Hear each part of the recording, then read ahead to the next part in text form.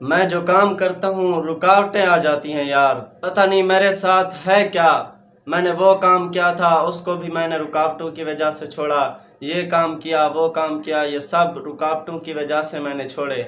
آخر یار یہ رکاوٹیں میرے ہی کاموں میں کیوں آتی ہیں؟ اور نہیں یار، یہ صرف تیرے کم میچ نہیں آنا، یہ رکاوٹیں صرف تیرے کاموں میں ہی نہیں آتی بلکہ یہ رکاوٹیں ہر اس شخص کے کاموں میں آتی ہیں جو کامیابی کی طرف بڑھ رہا ہوتا ہے۔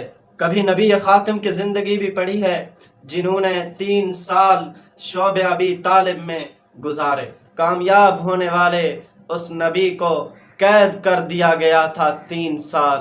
یہ رکاوٹ کس لیے آئی؟ یہی وجہ تھی کہ دنیا کی رہنما اور لیڈر ہستی کامیابیوں کی طرف گامزن تھی۔ رکاوٹوں سے نہ ڈرو، رکاوٹ تمہارے کام کی انتہا نہیں بلکہ ابتدا ہے۔